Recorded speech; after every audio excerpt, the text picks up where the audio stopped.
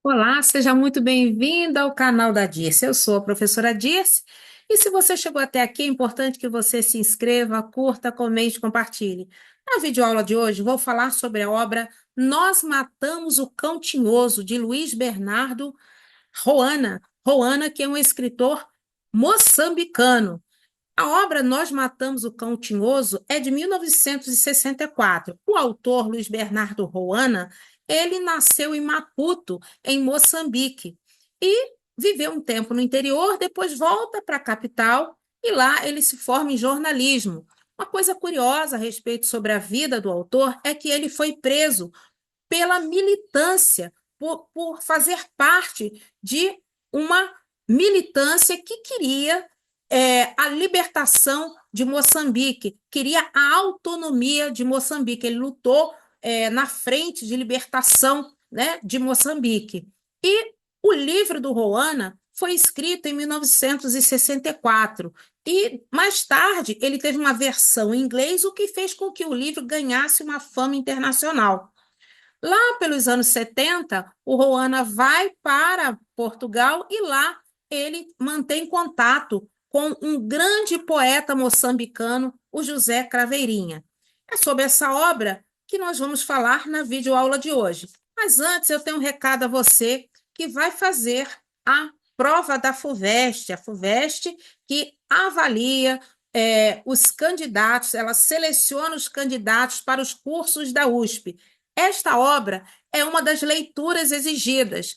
O que é importante que você saiba ao ler as obras da seleção da FUVEST, são 9 obras, é importante que você estabeleça uma comparação entre o contexto histórico de um livro e o contexto histórico do outro livro, o personagem de um livro, o personagem do outro livro, o eu lírico de um livro de poesia e o eu lírico do outro livro de poesia. Por exemplo, é importante que você compare o eu lírico de Marília de Dirceu com o romanceiro da Inconfidência de Cecília Meirelles. É importante que você compare o contexto histórico de Nós Matamos o Cão Tinhoso com o contexto histórico de A Ilustre Casa de Ramires, para entender, né, o posicionamento ali de Portugal, o posicionamento dos personagens. Então, sempre cai nas provas da FUVEST uma questão de literatura comparada.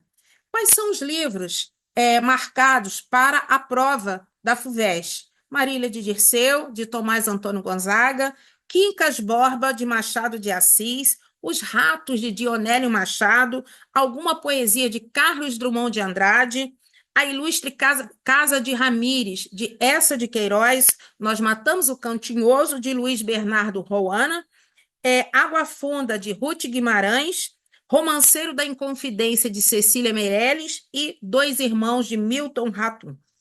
Então, é importante estabelecer comparações à medida que você for lendo as obras exigidas pelo vestibular.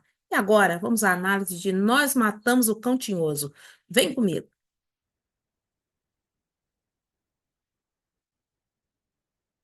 Vou abrir aqui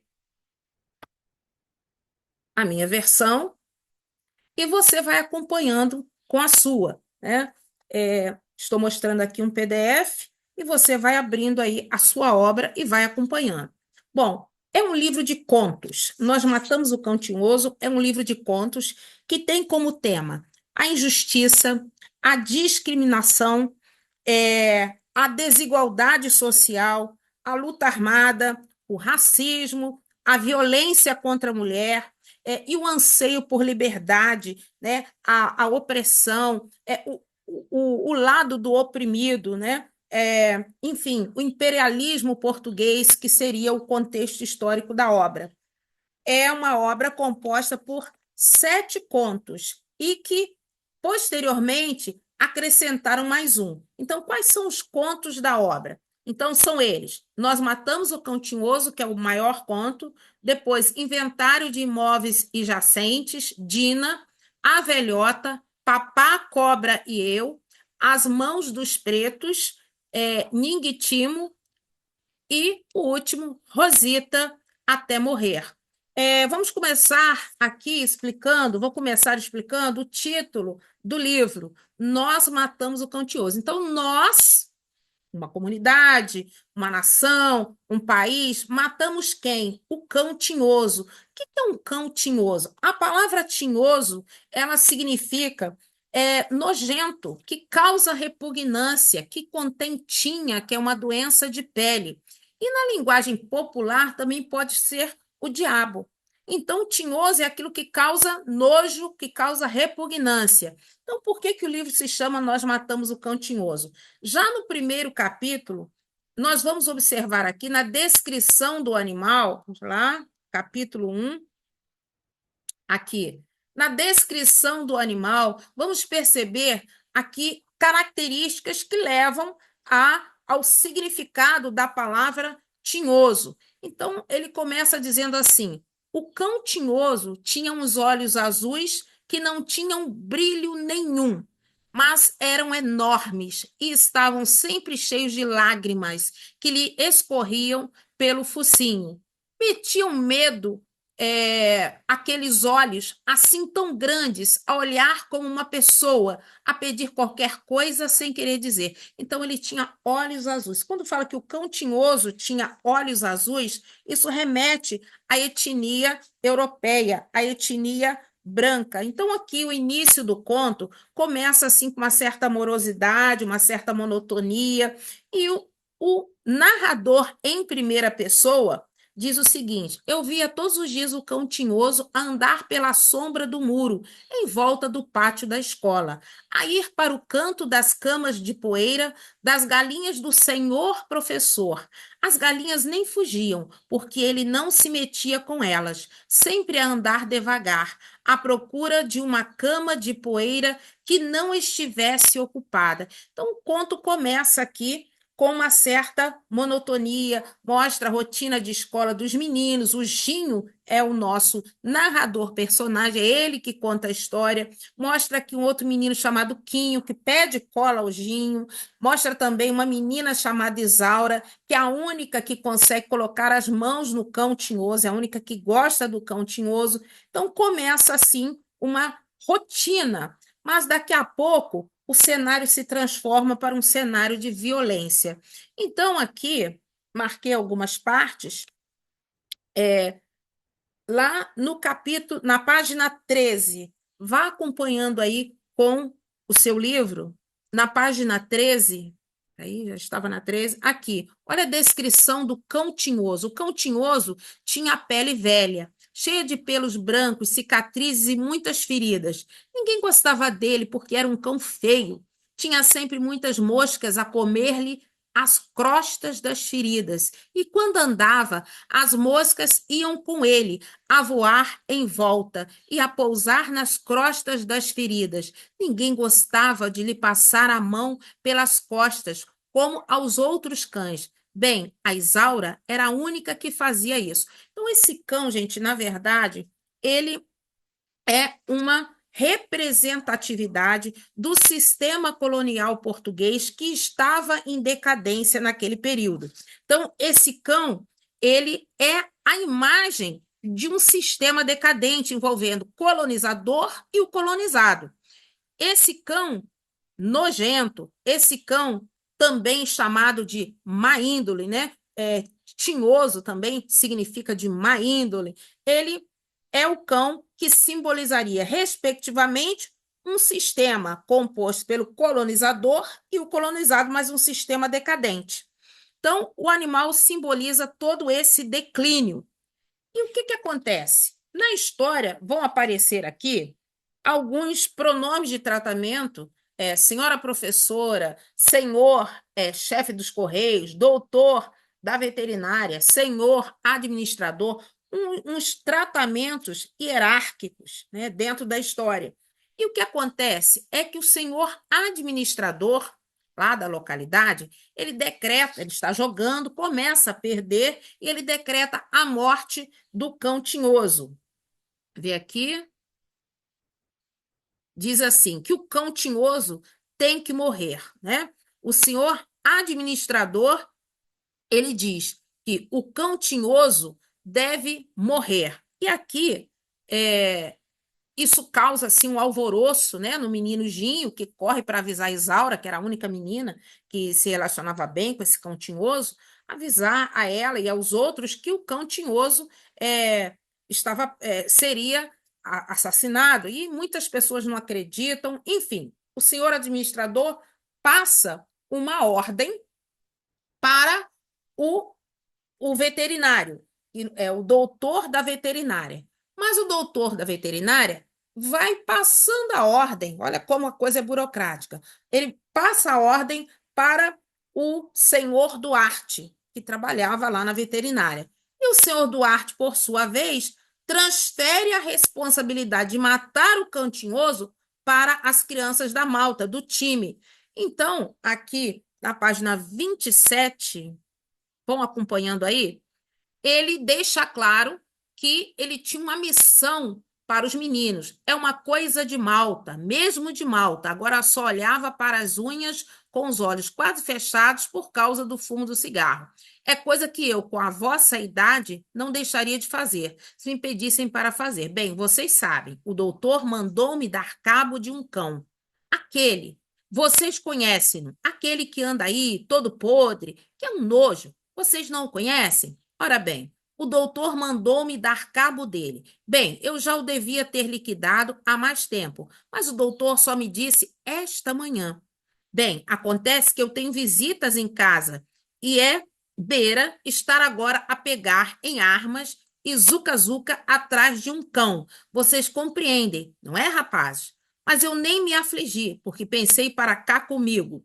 Que diabo, os rapazes estão sem fazer peva e é para as ocasiões que a gente conta com os amigos. E pensei logo em vocês, porque já se vê, vocês até devem gostar de mandar uns tirinhos, hein? Bem, calem-se, não digam mais. Eu já sabia que vocês são malta fixe. Então, ele diz aqui algumas palavras que, ao final do conto, essas palavras aparecem aqui com os seus respectivos significados. Então, ele explica aqui, só um momento, o sentido dessas palavras. Espera aí, só um momentinho. Aqui. As palavras ditas ali pelo senhor Duarte. Então, quando ele fala que Bera, diz-se de situação ruim, inconveniente, desagradável. Quando ele fala peva, sem fazer peva, é sem fazer nada. Então, ele diz que os meninos estavam sem fazer nada. E quando ele fala fixe, é pessoa legal, leal, agradável. Então, tem todo um significado. E tem um glossário no final desse primeiro conto para você compreender o sentido das palavras. Então, o senhor Duarte passa a responsabilidade de matar o cantinhoso para as crianças, e as crianças vão pegar em armas para fuzilar o cão tinhoso. E ele pede que isso seja feito discretamente, fora ali da vila, leve para uma floresta e lá deem cabo nele. Então o Ginho vai com os meninos, eles pegam suas armas e vão para a floresta. Só que o Ginho, ele hesita, ele fica com medo, ele está assim apavorado, mas vai assim mesmo, vencendo os próprios medos para matar o cão tinhoso. Ele, na verdade, não quer fazer. Ele discute com os meninos falam: você é um covarde, ele é um menino que também sofre ali é, uma certa discriminação dos seus colegas, ele é ridicularizado pelos seus colegas, e quando chega lá, todos armados, apontando para o cão, ele está segurando pela corda, e eis que de repente surge um grito, e não é do cão, é da menina Isaura, que foi atrás para proteger o seu cão do assassinato. Ela vai e os meninos afastam a Isaura e ali eles fuzilam o cão tinhoso. O final do conto acontece o seguinte: os meninos voltam para a escola e lá eles deixam claro que eles não queriam matar o cão tinhoso, mas que foi o doutor que pediu que eles fizessem isso. E o conto termina ali, os meninos na escola, o Ginho ainda muito pensativo, e o Kim, né, que é esse menino, que é um menino assim, se sente melhor que os outros, é um menino mais violento, inclusive, sempre pedindo cola ao Ginho, e ele ali é a representação dessa agressividade toda. Bom, O que representam nessa história, fazendo uma análise assim dos personagens? Bom, o Ginho, ele é marginalizado pelo sistema colonial, ele é também ridicularizado pelos outros meninos. A Isaura, ela representa o feminino, né? A menina também discriminada por ter aí alguns problemas e ela é a única que gosta do cão tinhoso. Ela é aquela mulher, ela representa a invisibilidade da mulher naquela sociedade. E o Kim, né, que é esse garoto autoritário e preconceituoso e muito agressivo, que se sente superior aos demais. Então, é um conto, gente, que mostra aí um sistema colonial decadente e a luta armada pela libertação de Moçambique. Bom, eu escolhi para essa videoaula mais um conto, para não ficar muito extenso, né? Escolhi aqui As Mãos dos Pretos. É o nosso próximo conto. Bom, é um conto pequenininho, que diz assim: já não sei a que propósito é que isso vinha, mas o senhor professor disse um dia que as palmas das mãos dos pretos são mais claras do que o resto do corpo, porque ainda há poucos séculos os avós deles andavam com elas apoiadas ao chão como os bichos do mato, sem as exporem ao sol, que lhes ia escurecendo o resto do corpo.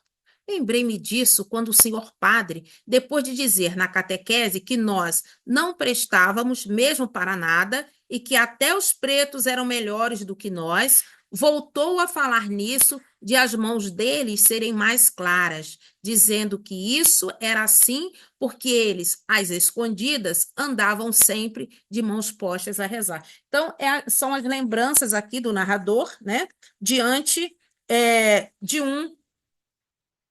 de uma dúvida, né?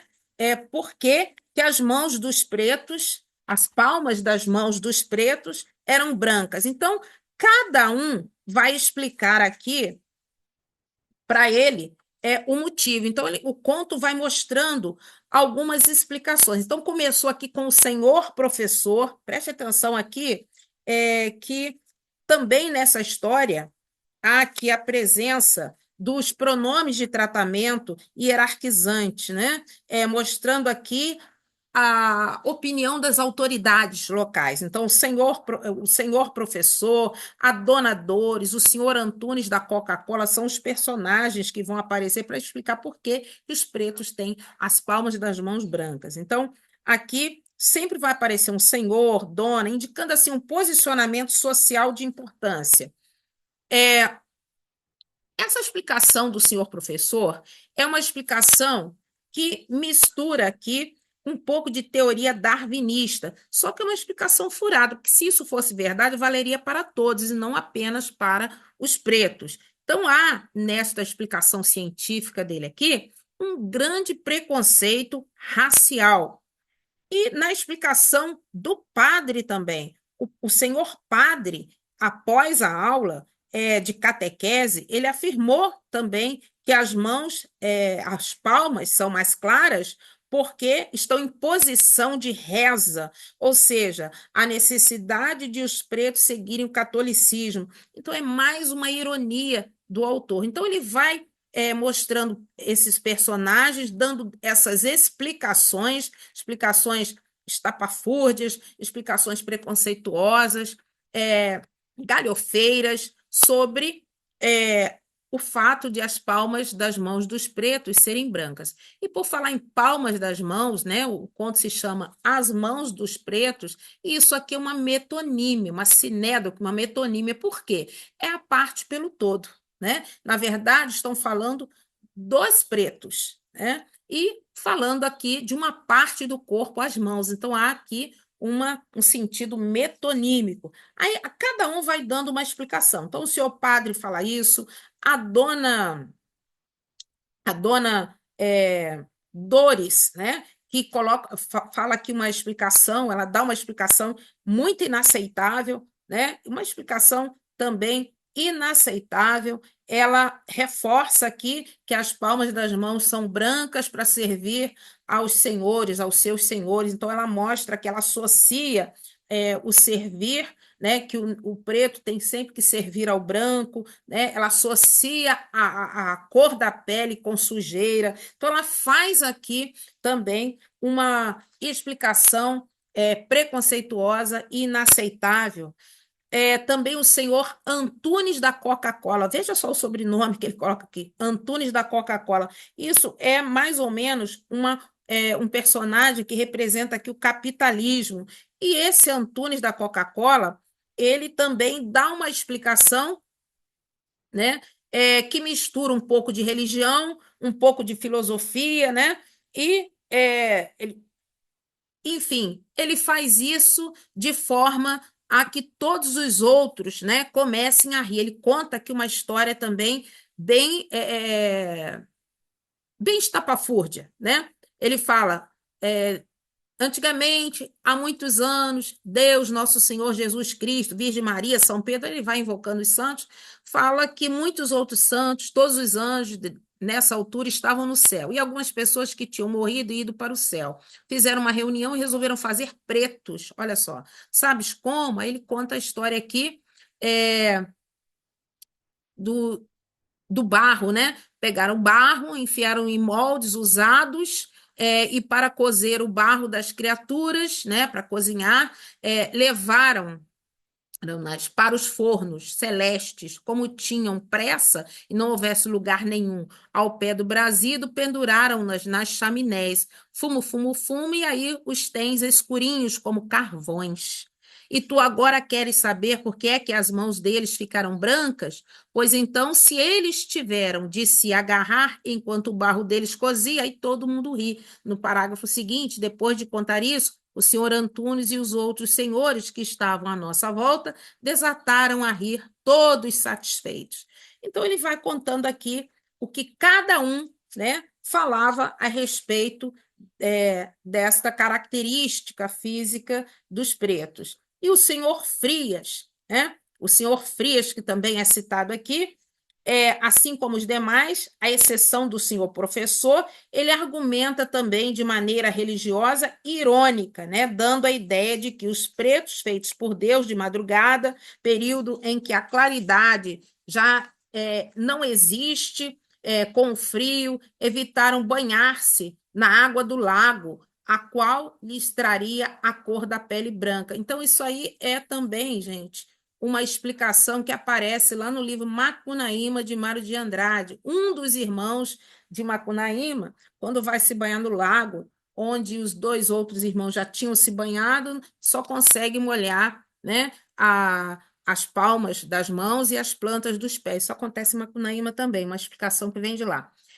Enfim, todos vão dando essas explicações. A dona Estefânia, né, ela diz o seguinte, ela aparece aqui, ó, a dona Estefânia, ela teoriza que as mãos dos pretos são brancas nas palmas porque desbotaram a força de terem sido intensamente lavadas, talvez buscando a pureza. Então, são todas explicações aqui que preconceituosas, né, violentas. Enfim, o menino vai perguntar para sua mãe. E é a mãe do menino, que também é preta, que vai dar uma explicação mais sensata para ele. E o final do conto é assim: a minha mãe é a única que deve ter razão sobre essa questão de as mãos de um preto serem mais claras do que o resto do corpo. No dia em que falamos nisso, eu e ela, estava ali eu ainda a contar o que já sabia dessa questão. Então ele conta para a mãe tudo que ele tinha ouvido do professor e dos outros, né? E ela já estava farta de se rir. O que achei esquisito foi que ela não me dissesse logo o que pensava disso tudo, quando eu quis saber, e só tivesse respondido depois de se fartar de ver que eu não me cansava de insistir sobre a coisa. E mesmo assim a chorar, agarrada à barriga como quem não pode mais de tanto rir. O que ela disse foi mais ou menos isso. Então, olha a explicação da mãe. A mãe diz o seguinte: que Deus fez pretos porque tinha de os haver. Tinha de os haver, meu filho. Ele pensou que realmente tinha de os haver.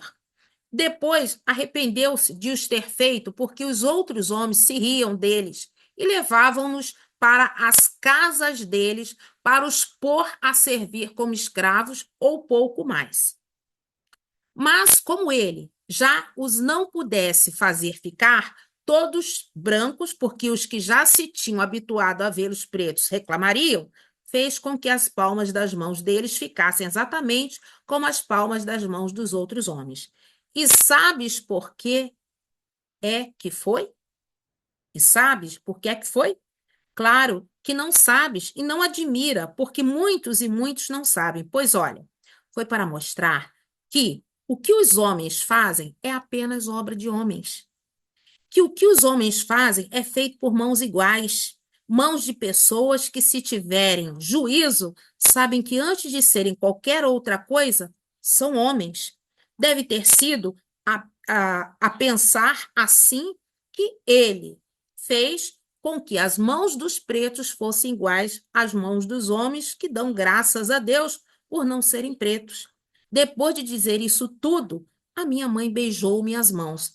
Quando fugi para o quintal para jogar a bola, ia a pensar que nunca tinha visto uma pessoa a chorar tanto sem que ninguém lhe tivesse batido.